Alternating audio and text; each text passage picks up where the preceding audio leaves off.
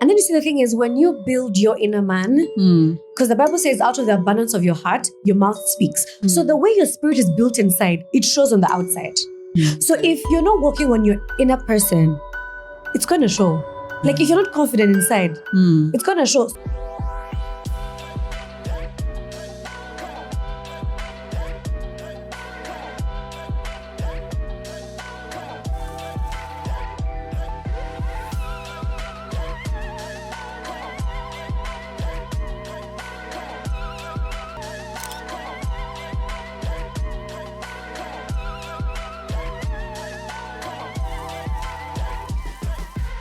Bold and Bubbly, your monthly dose of confidence. Hey, beautiful people. Welcome back to another episode of the Bold and Bubbly podcast episode, where we talk about all things confidence, growth, and of course, self-esteem. Today, I'm joined by a very fabulous, all-powerhouse makeup artist, content creator, the one and only beautiful Jean Karungi. Hi. Hi, Jean. Hi, Lynette. Thank you so much for being on the podcast. Thank you for having me. We're so excited. I don't know. I feel like I didn't even do her justice, Jean. Just give us an intro, please. I feel like I did not do you justice. Okay? All right. Hey, everybody. My name is Karungi Marie-Jeanne Mbabazi, and I am a professional image curator in the fields of makeup, hair, and styling. And at the same time, I'm a content creator and an influencer. Wow. Oh, yeah, I'm a voiceover artist as well. So, Girl. yeah. Girl. Yeah. Okay, guys. Short story about Jeanne. I don't even know if she remembers this, but the whole time I was so excited to throw it in her face to see if she remembers it on the episode. Uh-huh. Now, Jeanne and I go a bit way back, years ago. So this time, in this time of my life, as I've been sharing with you guys on the podcast about how really life has not been easy. That's the time when I was in school. So Jeanne, Jeanne, it's my first day of school. I'm in S1. I don't remember that. And then Jeanne, okay. I am on my bed sleeping. I've cried my eyes out. Oh. And I'm just sleeping. My parents had misread the circular form of no bringing Grab, money at the bus. So I have no coin, no Grab. Everyone else is eating. Oh. I'm hungry. I'm thirsty. I'm sleeping. Someone taps and is like, "Hi, how are you?" With her friend, Jeanne. I'm like, oh my God, I was so relieved to see her face that I know. Oh my God. I was so relieved. I ended up crying because I saw her face that I know. Oh my God, Jen. And then she's like, oh my God, what's wrong? Are you hungry? Have you eaten? I'm like, no. And then I tell her, I told you the story of what had happened. And you're like, oh my God, sweetie, have you had, do you want to go for lunch? Lunch is this side. And I'm like, no. I didn't want to go in because it's your first day of school. Yeah. You don't want. And then do you know what you did? What did I do? You left. Uh-huh. So you come back and then you gave me milk and a biscuit. Oh, really? I ate. Then I had dinner later. We had supper. Then the next day you gave me money for breakfast and still gave me your biscuit and your milk. You literally divided your Grab with me. Really? I swear. Oh my days. Everyone who knows me knows this story. Up to date. I was just talking to about it. Daniel knows the story. What? Everyone knows the story. God. Some of my workmates probably know the story. What? I swear to you, girl. I swear to you. Oh my gosh. It's something I've never forgotten. Would be at the canteen and I'm also buying something. Yeah. I just felt oh my God, now, feeling you are a needy kid. And then you're there. Yes. And you're you literally sacrifice to give me. That is so cute. And I would have never remembered. I don't even remember. Oh my God, that shows how much of a kind person you are. Thank you, girl. I remember I showed my, on VD, that very VD, your parents, you were seated across and were this side. Something my parents oh my God, that's a girl who helped me. That's a girl. Who gave me her money and Grab. My mom, she just cried the whole time. Because I'm telling you, it was some whole you so don't crazy. know, you do not know what you did for me. It changed so much. my self-esteem had gone so low. Like, you don't want to be the needy kid. When you know you're like not that needy, I was like, oh my God, do my parents hate me? Oh. But when you came, it was like, okay, someone at least like someone is kind to me. You know, it was, I've never forgotten it. Like the whole time I talk about it, like I speak up everyone around me. If I'm scrolling on Instagram and you're like, oh, this babe story. Let me tell you the story of how this girl changed my life. Oh my God. It was so nice. Like, so when I was like looking for, like, I just thought you'd be the best fit for you to feature on this episode.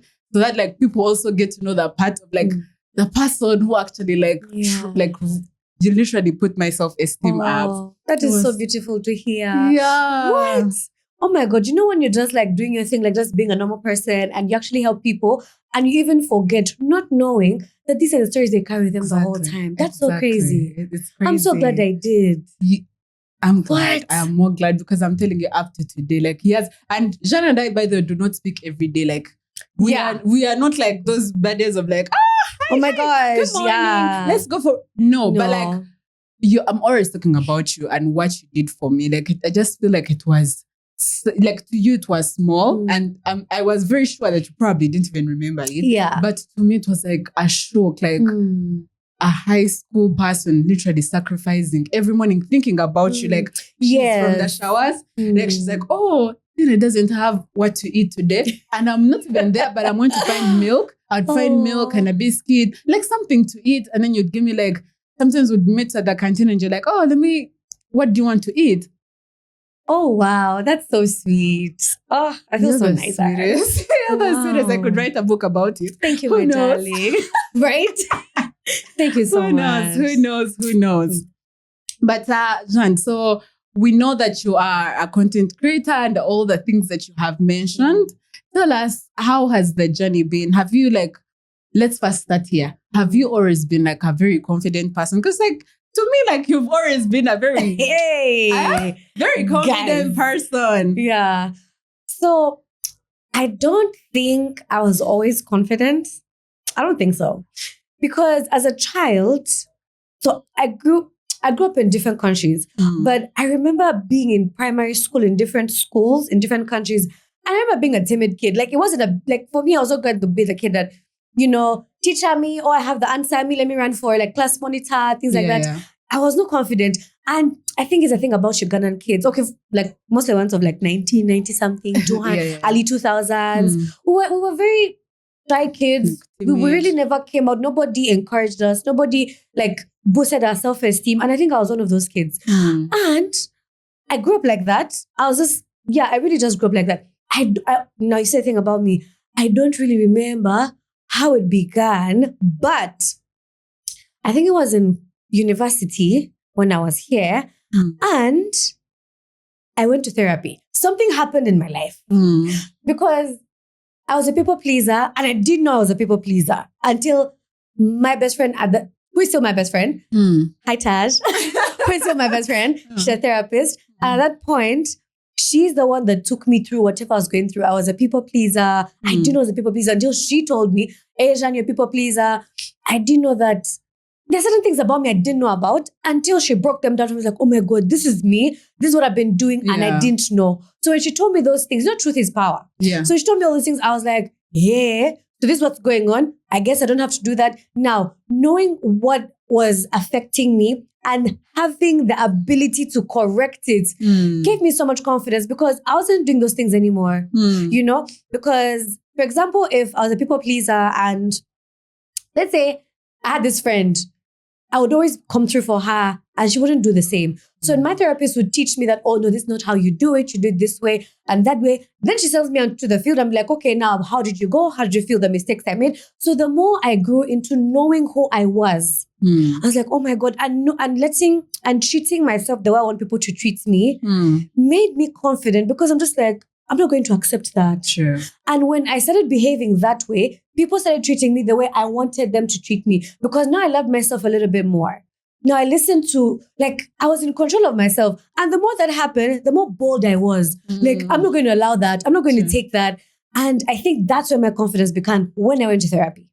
That's nice. It's actually, when you talk about therapy, I don't think very many young people in Uganda even consider like, what? Yeah. Maybe everyone probably someone's watching like, oh, so she's those planned kids. Like, oh, we see you. We found out on our own. Nobody. See you. But what you have said is like the moment you realize your value. Yes, exactly. It's work. It's work because I'm still working on it. Like I just wish it, like I'd actually like discovered it years back because I'm just discovering it. But if you discover it and you know your value, you just the outside people just like keep the momentum of how you treat yourself. Exactly. And then you see the thing is when you build your inner man, because the Bible says out of the abundance of your heart, your mouth speaks. So the way your spirit is built inside, it shows on the outside. So if you're not working on your inner person, it's going to show. Like if you're not confident inside, it's going to show. So you have to do work to make sure that you're confident, whatever it takes. I don't care whether they have to go to therapy, whether they have to cut off people, whether they have to take courses. I mean, there are courses online, there are podcasts online. There are literally YouTube videos that teach you how to be confident. Whatever you have to do it. Okay. Now, as we move, you have mentioned some of the things. I have to just like first write down like the things. But I want you to tell us how did you know that I want to become a beauty personnel, for lack of a better word. How did you start content creation? And again, I love the fact that, you're not like those. I have noticed whenever I'm watching your content, it is spiritual, like it nourishes the spirit, but not in like a very boring way, like not just typical religious church girl kind of vibe. Like you are looking good, you're slaying all through, you're put together, your content is nice, but you're like nourishing your audience with like, So tell us about that. The first question, how did I know I wanted to be a beauty person? First of all, when I was in Singapore for vacation, and what I was doing in vacation was watching makeup videos. Oh. I wake up in the morning with my book and my pen. I sit the whole day on makeup videos, the whole day. There's nothing else I watch apart from hair and makeup, but predominantly makeup. I watched so many makeup videos. Then my dad realized every time I come into this girl's room, she's watching makeup. So my dad went and bought me a makeup palette. It was Gemma Kate by Debenhams. I can never forget that palette. I think I threw it out like last year. But he got it for me in 2014 in my vacation. I had that palette.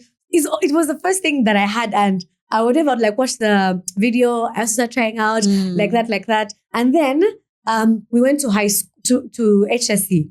There was a babe called Emma. I think she's called Coco Asian on Instagram. She does makeup. So back in HSC, she was the only person who could do really good makeup. Everyone else was just like trying, but it wasn't all of that. But Emma knew what she was doing. So there was a time I think we had a danke in the school. It was prom, I don't remember. I think it was London College. I think it was that day. So she was doing makeup on her friends, Sandra's and all of this people. So I would go into her room. I see what she's doing. I'm like, okay. There's a friend of mine called Treasure. So I'd go to Treasure. Treasure had makeup. Now Treasure had makeup. But she had makeup.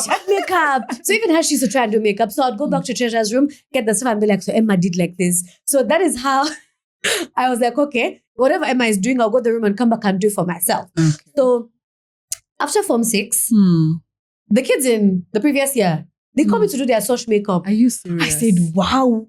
But then after senior 6, I was trying also to do makeup freelance. Whatever my makeup looked at that time, it looked the way it looked, but I still made money. Right? I still made money. So when they called me back to do their social makeup, I did it. So now I was in the university and I was doing freelance makeup when I could. Okay. Yeah, so that's how I really began, doing makeup and stuff like that. And many times makeup goes hand in hand with hair. So I also took interest in hair. So I was only like doing my own hair, designing my own hair. I began with braiding my own hair. And even up to now, sometimes it comes like once in a while, I have the craving of like, let me just braid my hair. And I braid for like a month and I take it out. But that's how I began being a makeup artist and a beauty enthusiast. Your second question was, how did I become a content creator? Yeah. That one, I'm not going to lie, I don't know. I just loved pictures so much. Oh my God. I'll take pictures of the flower. I take pictures of the plant. We're in class, I'm taking pictures. I just took so many pictures. And then I think I started to edit them. To be honest, it was a hobby. It was something I just enjoyed. I just liked it. And I went into it. And then all of a sudden, I'm just like, oh, so guys have InShot. download InShot, put the videos together, put the filters. You know, the moment you enter something, you start to grow in that thing. So then that's when I realized, oh no, there are other apps I can use. And I'm like, oh, now I can take nice videos of myself.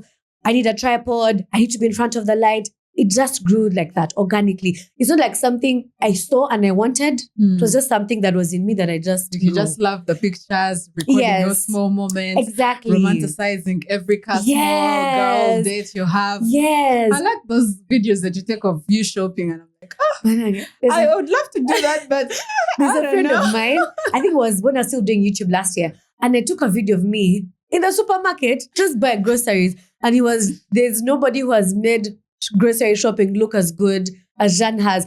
And in my head, I'm just like, it was just an angle and I was just trying to shop. But when he said it, I looked at that video, I was like, but wait, he actually has a point. I swear he did have a point. I was just like, wow. For me, it's very insignificant, but for somebody else, as the followers and the, what are your people called?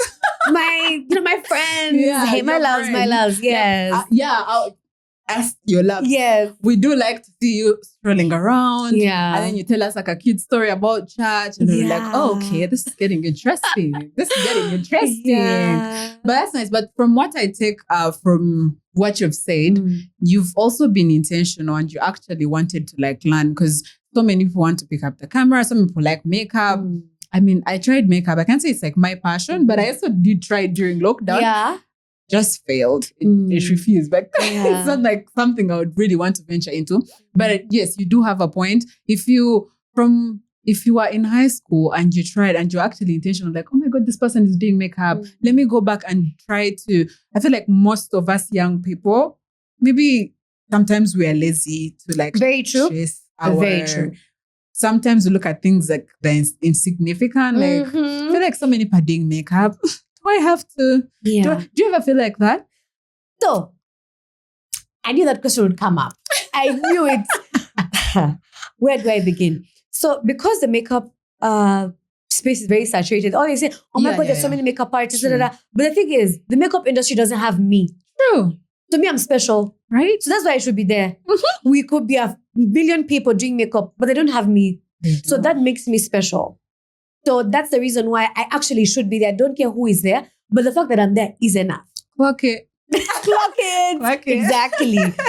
Yeah. Okay, that's good. That's good because so many people still, so many young people do not chase their dreams because everyone is doing makeup, everyone is doing podcasts, everyone is trying this. Oh my God, it's so cringe. Like, do you really have to pick up honestly, like I feel like sometimes you inspire me, but like maybe I'm the one among the lazy people to like pick up the phone or embarrassed. Like, so I have to like set up my camera in the cart. And then like I have to ride it, put it in the fridge, open the fridge. Those things, yes. Yeah.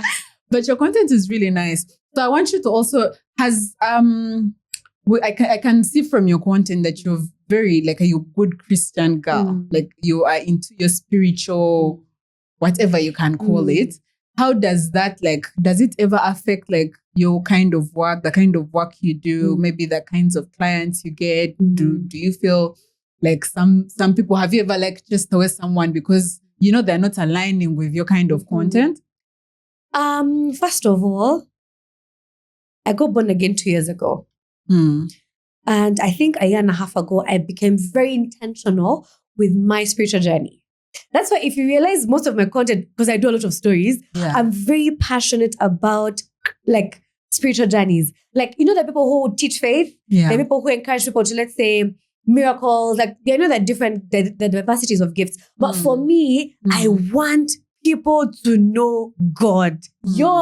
That's literally the best thing that ever happened to me. Everything that you see right now is God that did it. But because I was obedient, I was yielding, I was accepting, and I consented. So the thing about my Christian journey is because that's who I am on the inside. So there's never a time I can speak about something. I don't speak about God because I live, I move, I breathe God. Like my whole being is God. You understand? So whatever I do, of course, you'll be seeing God in it. Yeah. Yes. And there's something that you said previously about me being a makeup artist, feeling like quite saturated. I've noticed one thing. I've traveled different countries, but one thing I've noticed, Ugandans are very lax. They're very lax. Like for them, Nothing is urgent. Yeah. And also, as this word is cutting you, even me, it's cutting me. As this word is cutting you, even me, it's cutting me. Cutting you too. Yes, because people are very relaxed. Oh my God. Like, by the way, I love the slowness in Uganda, but then sometimes, man, pick it up.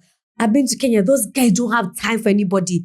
Nigerians, I've not met aggressive people like Nigerians. And the thing is, there are so many makeup artists in Nigeria, but everybody, they post consistently. It doesn't matter what their makeup looks like. They are posting consistently. They are collaborating. They are so intentional about the thing. And that, you see, the more you do that, the more you stand out in a pool of so many people that are doing the same thing. You stand out the more. And then for me, now, see, the makeup artist, everybody that God created has a different mark on them.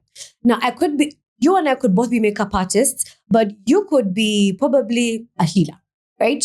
I could be called to the marketplace. Maybe like I'm a post to the marketplace, meaning I carry solutions for people in business, but I'm a makeup artist. Now, for you, you're a makeup artist, but then you're a healer. So when people come to your makeup studio, they come like by the time they leave, it's like they've come for therapy.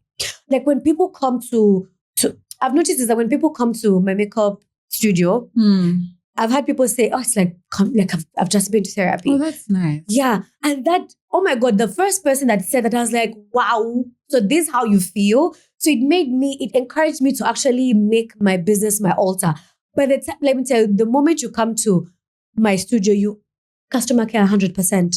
Care. Do you want some water? Do you want some coffee? Are you comfortable? Should I pull the chair back? Should I increase the AC? How are you doing? But I first read my clients. Sometimes I want to jazz.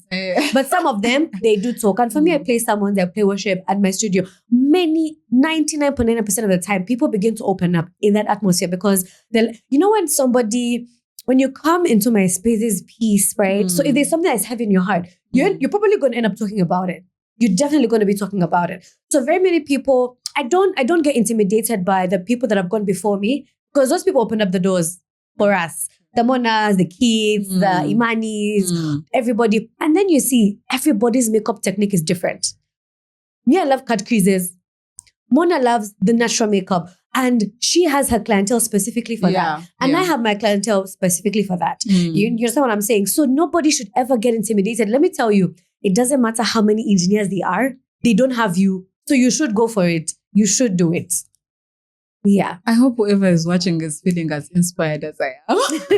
I'm literally listening. I'm like, oh yeah, true. Yeah. Okay. And you have, I don't know if this is personal. Do you want to you said you became born again 2 years ago. Is there something specifically that like pushed you to giving your life to Christ?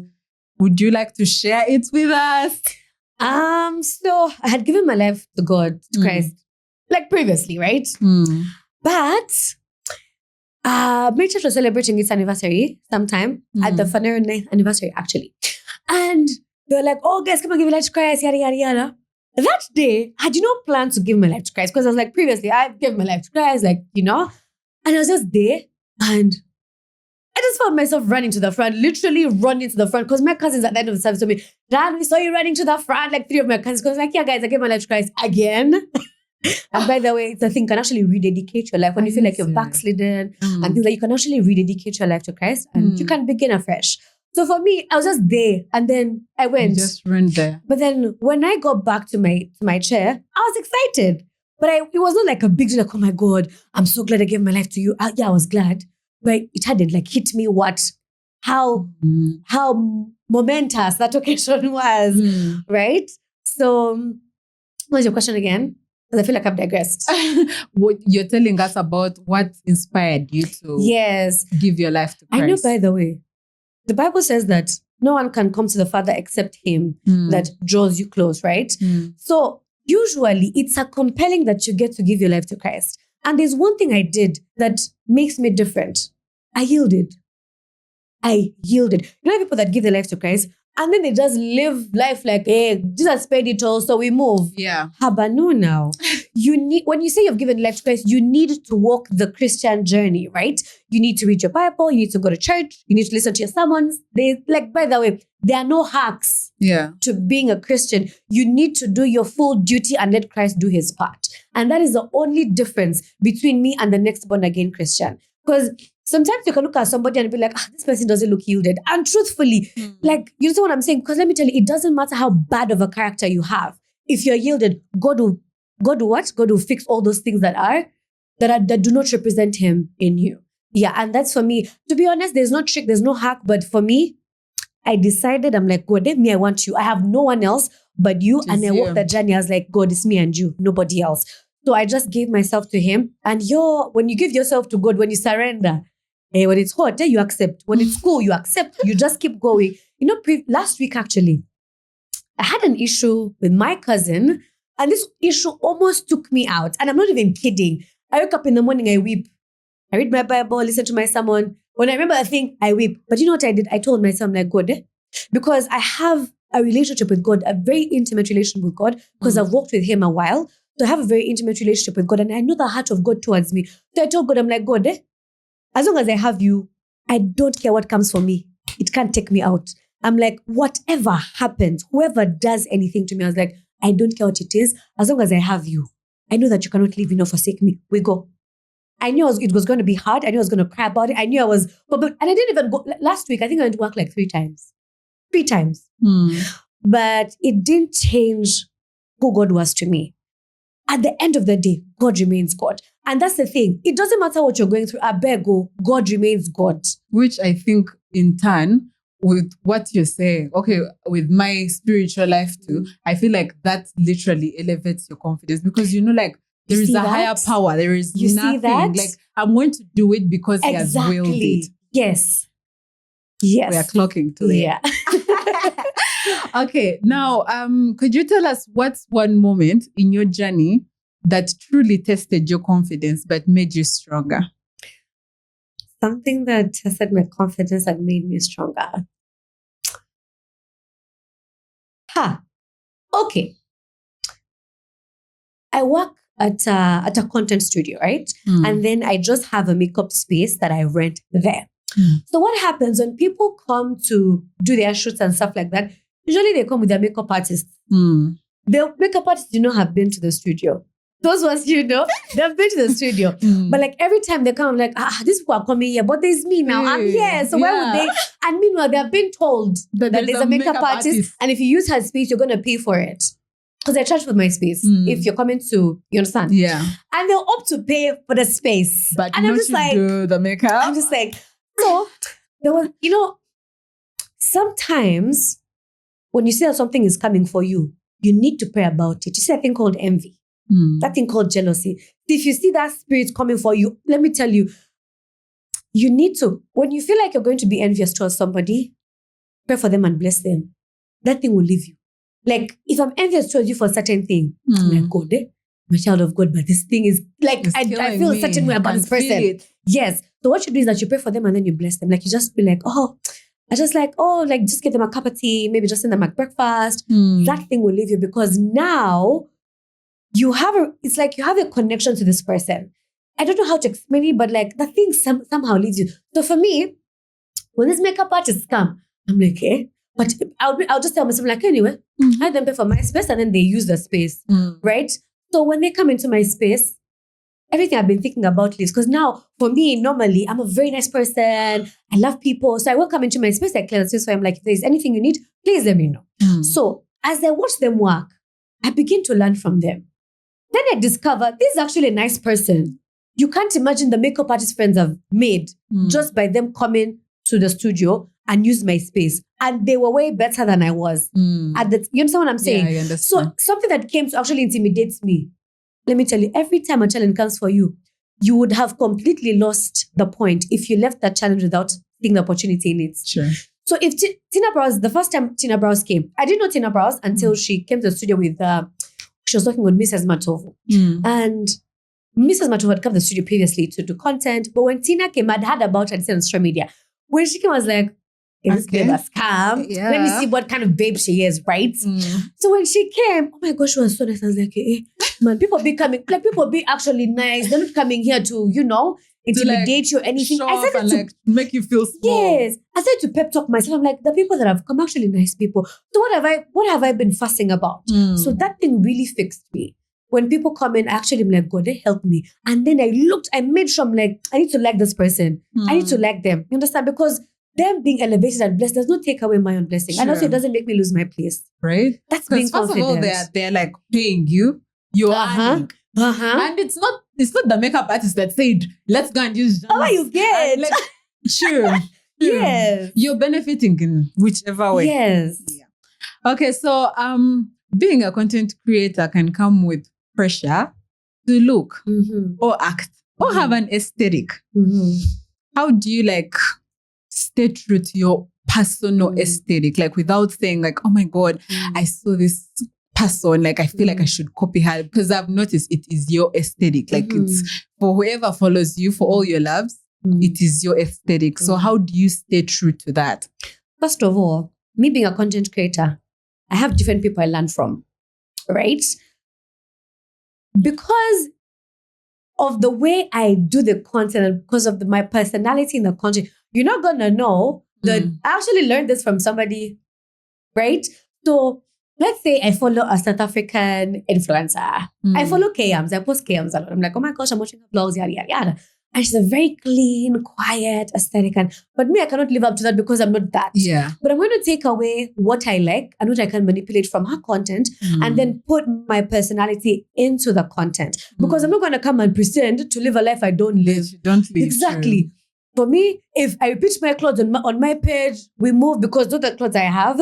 And is when the budgets increase, the clothes change. You also bought the clothes with your money. You didn't just You understand what I'm saying?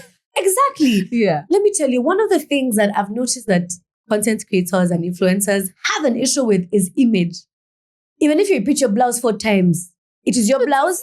You love your blouse. They didn't buy your blouse for you. Wear your blouse. You get. Right. Now for me, I wore this dress on my best friend's wedding.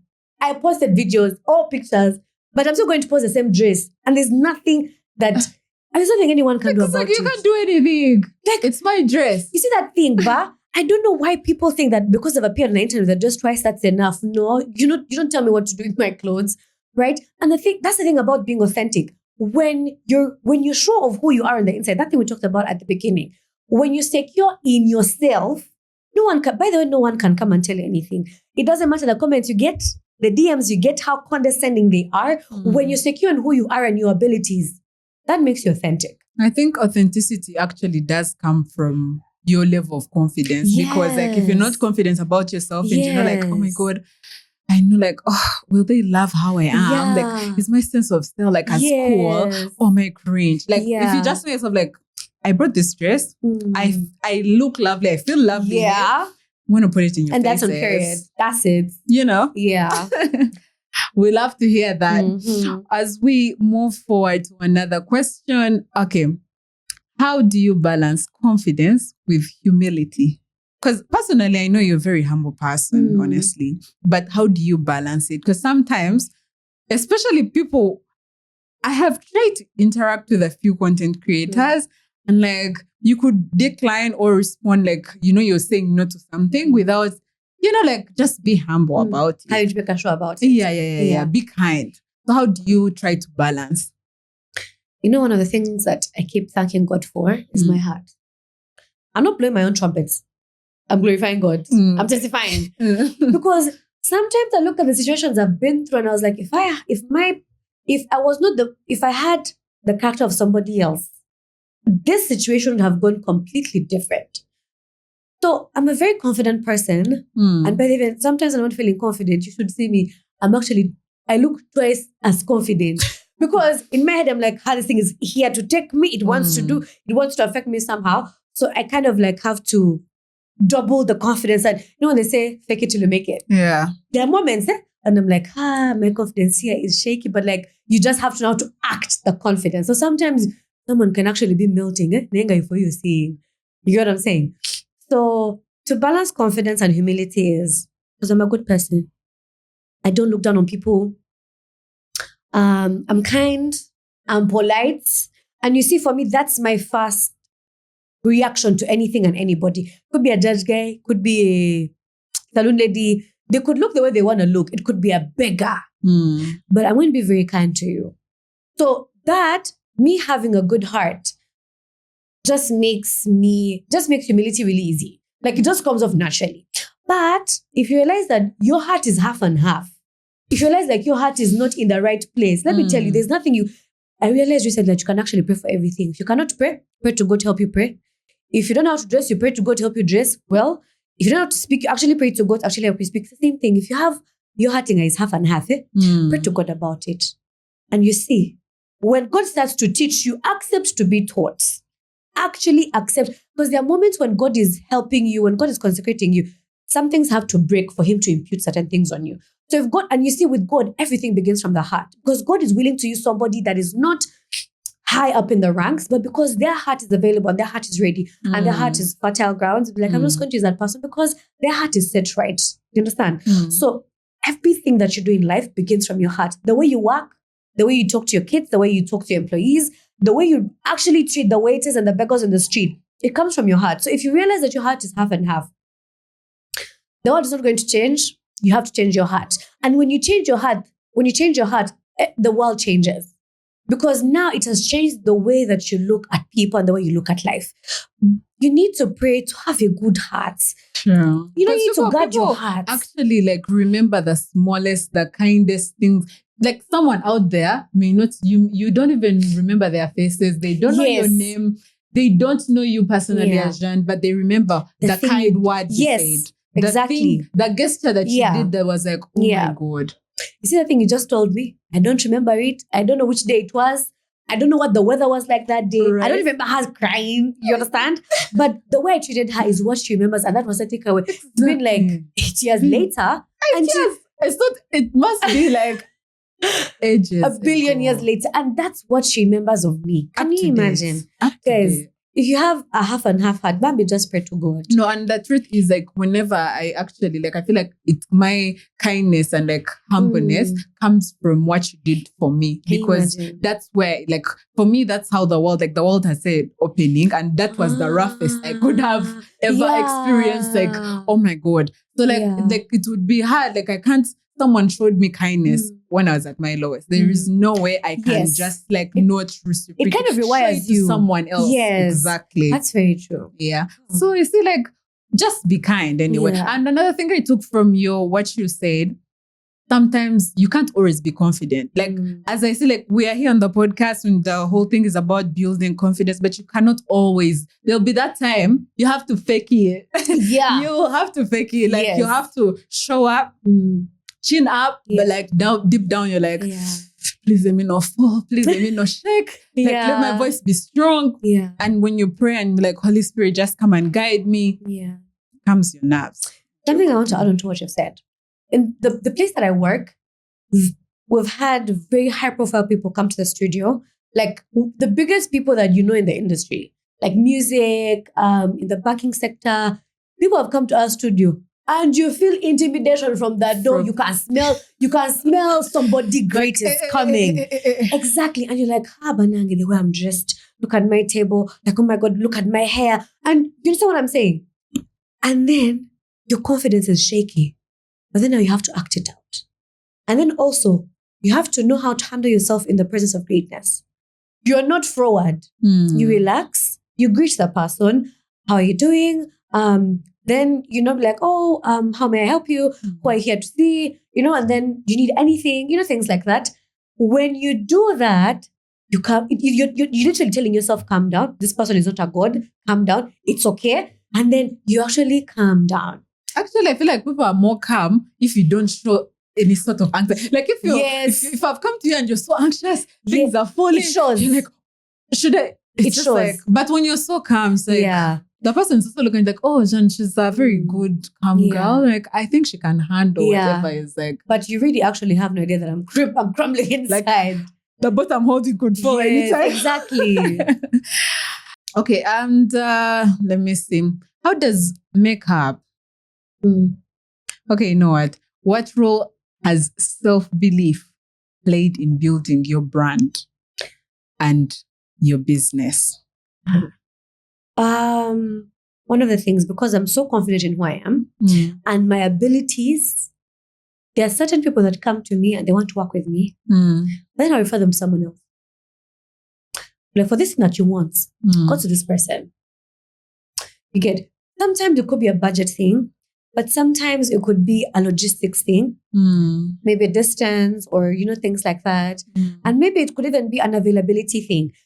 There's something people do, like sometimes people are willing to give up everything just to be there for clients, just trying to make money and things like that. And I think for me, I've skipped that place. I've grown away from that place of like, do or die. I have to make money. If I perish, I perish. No? Yeah. I've come into a place of rest. The Bible says we labor to rest.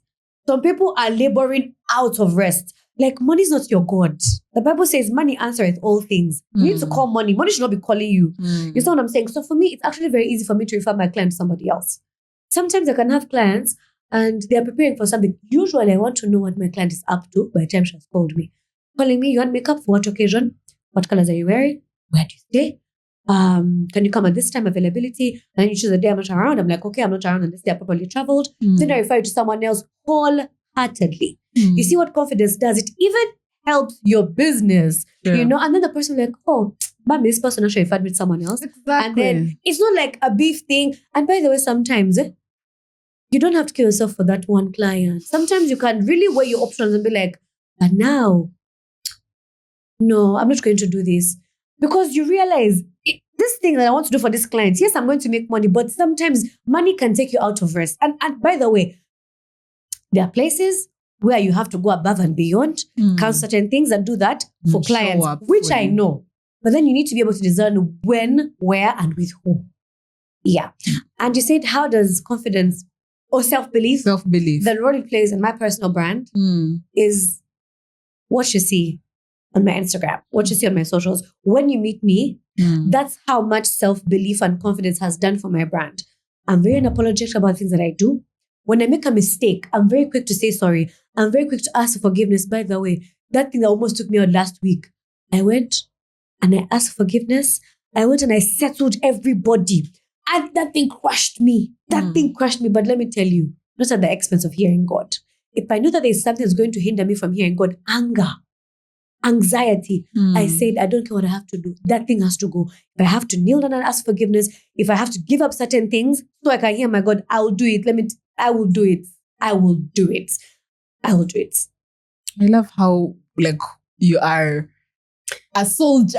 It's like literally, should I call it a soldier? I love your love. I am a kind of a girl who likes to see young people who are really is it not obsessed, but have their faith strong and in line, but also are living in a very you're living okay. You don't have to. There was this one time, and it's not throwing shade, by the way. Disclaimer: I'm not saying I'm against any religion, but there was this one friend of mine when we were still at campus. This friend of mine joined a certain prayer group, and she was very jolly, a very jolly person. You're going to meet, you're going to chat, girls. She was outgoing, we can go for dinners. But when she joined this, when she started her spiritual life, up to date, she just became, someone who does not want to take care of themselves. They want to missing lectures because they're cleaning chairs or she became a totally different person, and I didn't like it. At first I was like, wait, if I'm going to give my life to Christ, I don't want to end up like this. That. Yeah. So it gave me sort of a Jesus, that's not what I want. Because she really pulled, she was as if the outside world is buy and go on. I personally, that's not until sometime later I met other people. Yeah. I've seen you post, and there are not so many content creators that actually post the kind of content that you put out that is in line with your life, and then but you're Christian and you have a life for Christ's sake. It's until then that I got what advice can you give to such a person? You've given, you're a young girl, you're not old, for Christ's sake. You're a young girl, you've given your life to Christ. Does it mean that you have to yes, I feel there is that time that you actually want to maybe study, maybe have time with God. I don't know what time that is, but do you need to first give, do you need to cut off everyone and everything? Yeah. So everybody responds to God differently according to how He has called them. There are times in my life where I literally drew back from everybody. Literally.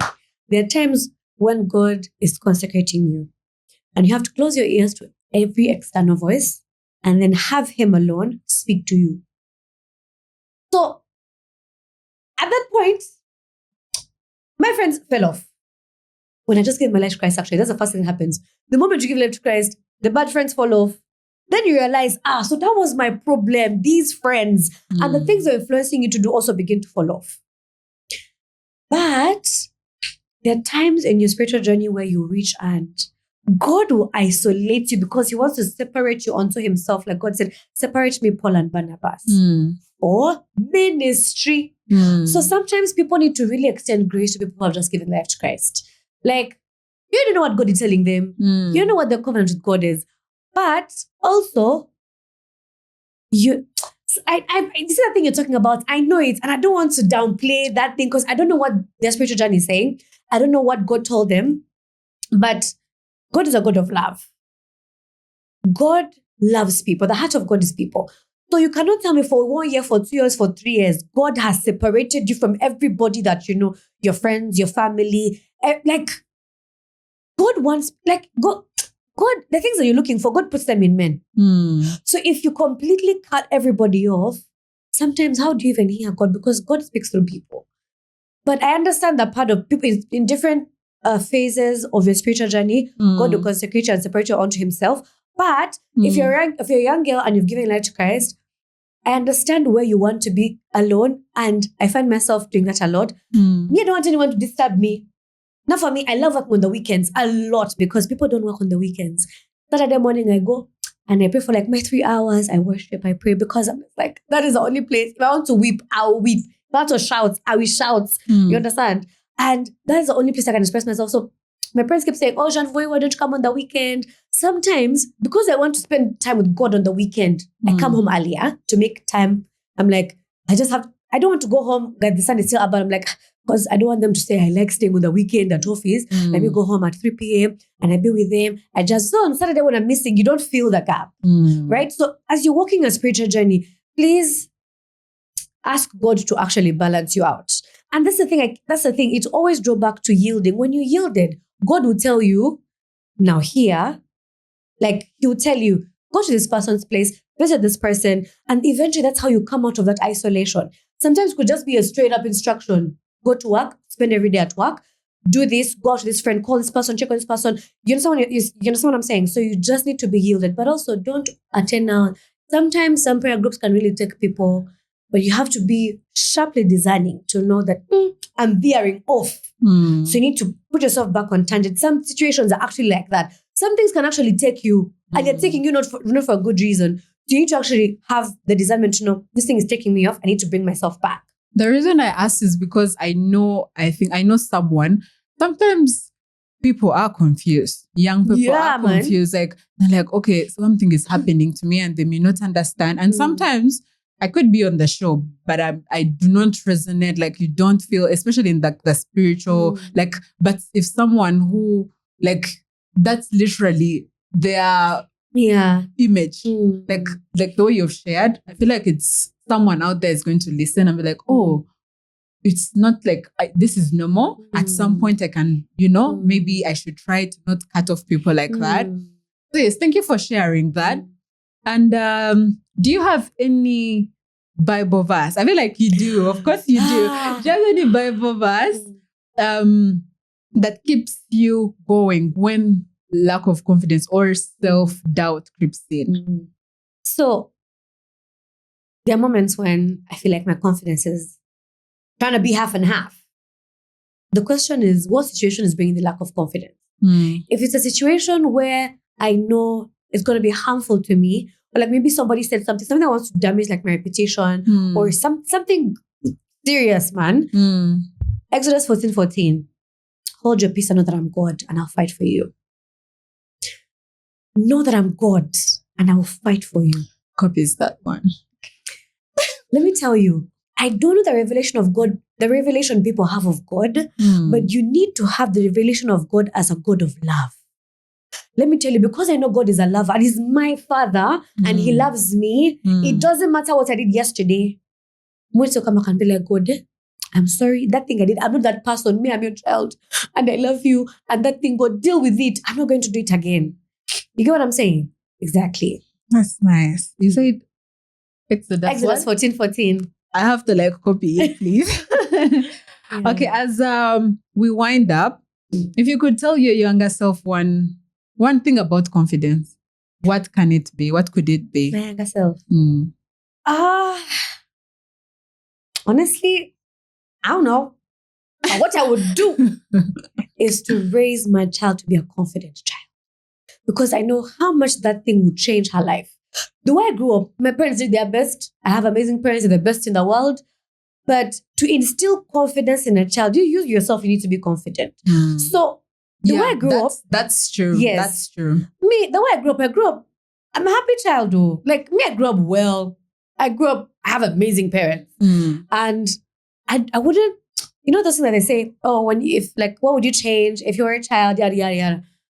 Me, my childhood was kawa. Like everything, I wouldn't change a thing. I didn't change anything. Even when I was in university and I veered off from the path my parents would have wanted me to walk. You know how you're young adult and you're excited about these things, things like that. Even that part, I appreciate that part. I'm like, if not for this thing, how would I have known this? And also, now I can relate to somebody that's going through the same thing. And also now I have better lessons to teach to people that are going through the same because I've been there. I have the experience. So I can tell you. So when I look at, there are certain situations where I can say, I would have done differently, but there are few. But everything that's come to test me, I'm like, God, thank you, because now I know better. Yeah.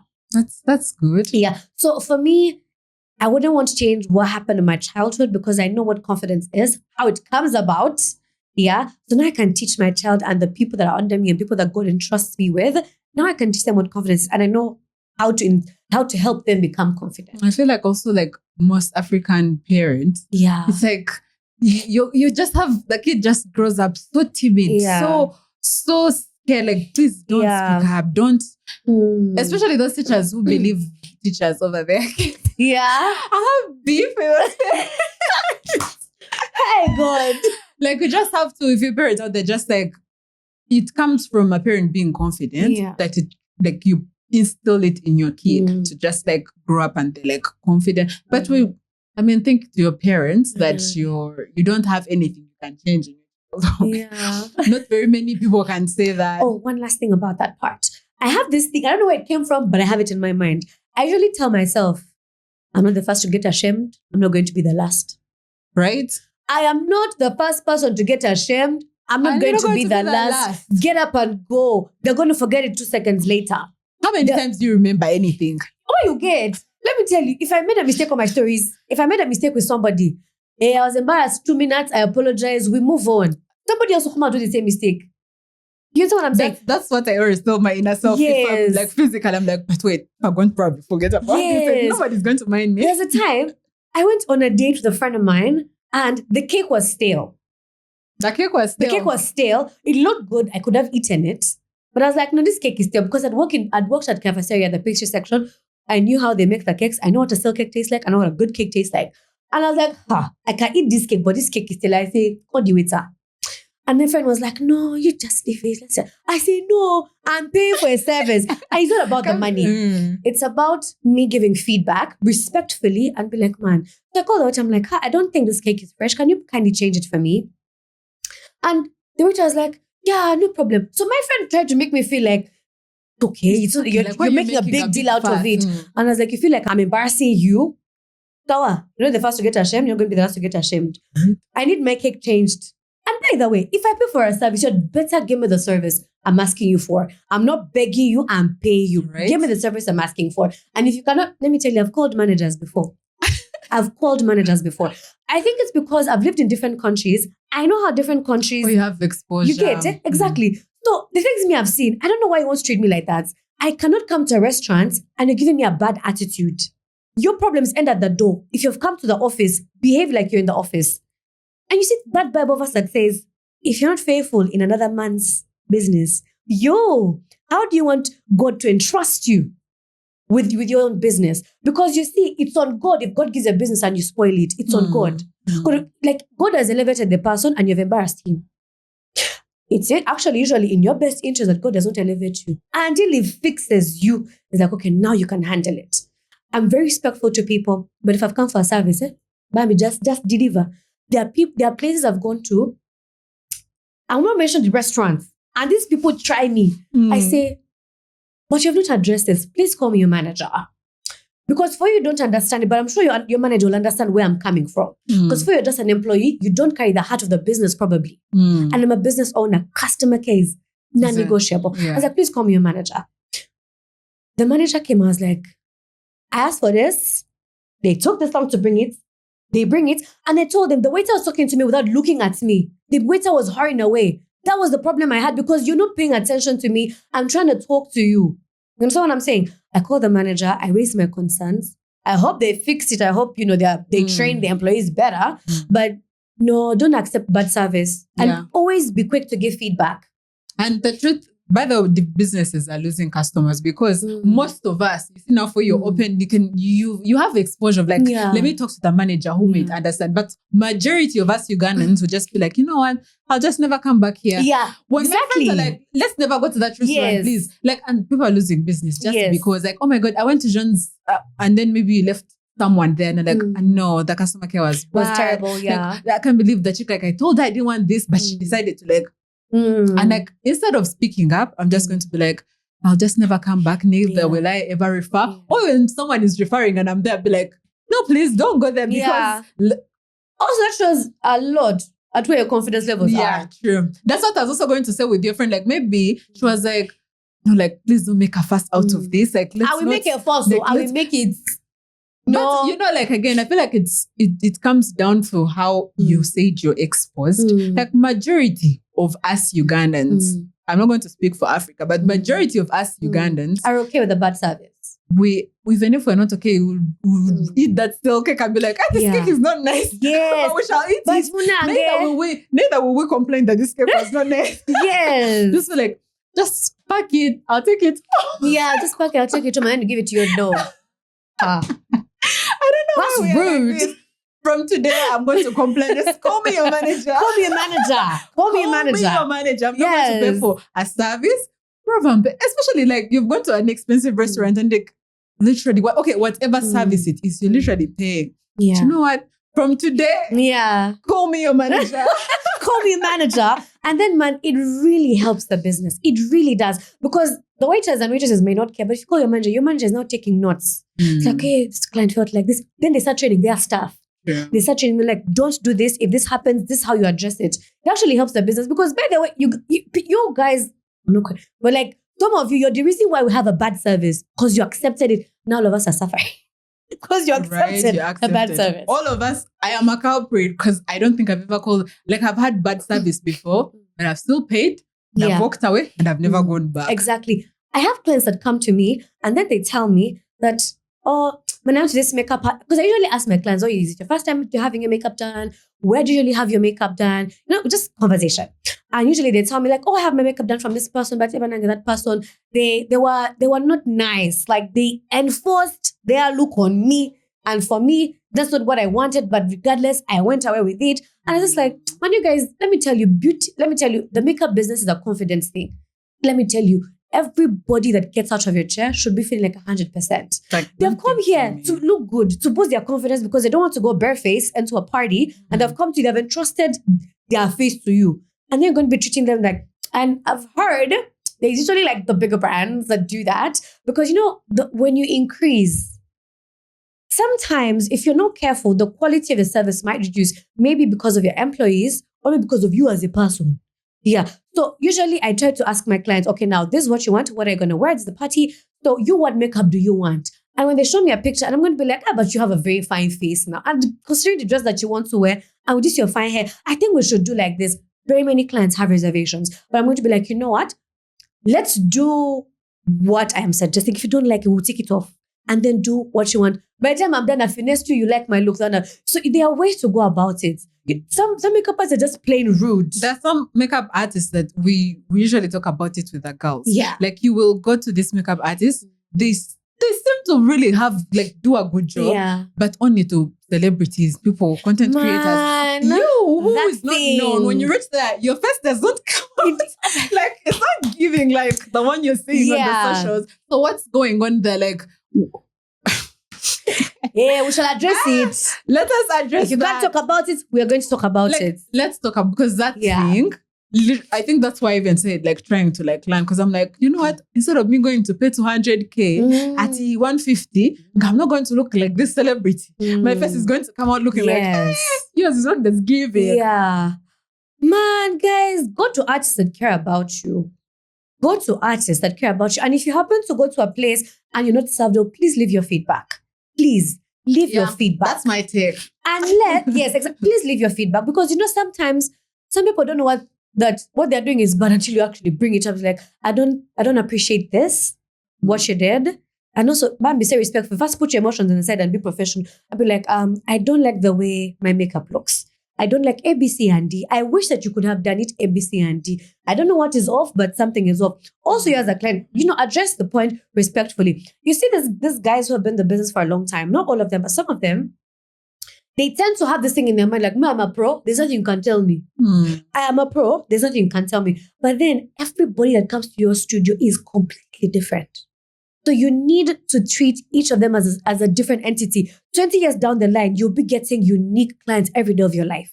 So also you need to train your employees, teach them. Let me tell you, for me, cleanliness and customer care. There's an intern of mine, it's called Kevin. And Kevin was not clean in the beginning. Because, guys, they just use the stuff and put it there. And I told him, now you arrange the things the way you found them in the beginning. If you move my brush, I'll know you moved my brush. If you move the lipstick, because I arrange the lipstick according to size, color, brand, and usage. The brushes, every single thing. You understand what I'm saying? So people need, guys, learning. Just really train your employees, because big brands have employees. You have like more branches. Invest in training, because let me tell you, the heart of your business is the people that you have. If your people are nice and they're skilled, because you see, let me tell you, we can teach the skill. It's the heart we can have an issue with, right? You can teach the skill. We can improve your technique. But man, train your employees. Yeah. Because it leads me to when you go to a place and like, even if like the things are aesthetics, but the people there have made you feel so like, oh my God, John, are you okay? Yeah. I see you struggling to take pictures. Do you want me to help you? Like, there are small details to like making your business. Like, I want to go back, because those people's service is like. There are times clients have come to the studio and they said, I came back because of that babe. And I'm not blaming my trumpets. I'm one of those people that can go back because of a specific person. A specific person. Meanwhile, they came check pictures, not even makeup. They came makeup done and everything. But I just like, when I let the person leave this place, because you see where I work, those are my colleagues. I love them. And the business is mine as well, right? So if somebody leaves with a bad review, it's going to come back to you. Right? So usually on Saturdays, the people don't work. But that means there's less manpower for the client. Like, there's less help for people that are coming to take pictures. So I'm just going to be like, oh, what do you need? Is there anything that you need? I help them with the kids. I help them with the clothes. And I'm like, you need a touch-up. You're sweating. Let me dab you. And I laugh with them. By the time they have left, they'll be coming to me to get their makeup done. And not because I want them to come, but like, I just wanted to help the person. There's no way you can forget, like, this, she carried my baby. Oh my God, exactly. That's nice. Yeah. That's nice. Oh my God. But unfortunately, the episode has to come to a conclusion. Yeah. But thank you so much for featuring on this episode. I have taken like so much information from today. Like, when I live here and I go anywhere and like there is any bad service anywhere and I'm paying. Yes. Respectfully, I'll give you feedback. Yes. I'll give you feedback. But thank you so much, Jean, for accepting, for sharing with us your confidence journey, your journeys as a content creator. Thank you so much for sharing your light with us. Yes. Now maybe you can tell us about what is the name of your business? What are your social media handles? Yeah. Where can we find you? Yeah. My makeup business is called Pink Pure MUA on Instagram. Pink Pure Makeup Artistry in full. And then my personal page where I do my content is MJ_Karungi. So if you're looking for it, and for me, I'm a lifestyle creator. So fashion, beauty, travel. Oh my God, travel. I could travel. A little bit of food, because I used to be a foodie, but now I'm not a foodie anymore. But lifestyle, like content, I'm so passionate about femininity, looking good, smelling good. If you're that kind of person, Yeah, I do that a lot. Join the labs. Yeah, exactly. Join the labs. And if you do not forget, as you're watching, please subscribe to our YouTube channel. Click on that bell so that you don't miss any new episodes, and follow us on our TikTok, Instagram, X at Bold and Bubbly. But we'll catch you next time. Bye. Thank you for watching the episode till the end. You are locked in with your girl, Lynette, bringing to you your monthly dose of confidence. Now, as we are on this journey together, please do not forget to subscribe on our YouTube channel, follow us on our Instagram, TikTok, and X, and I'll see you in the next episode.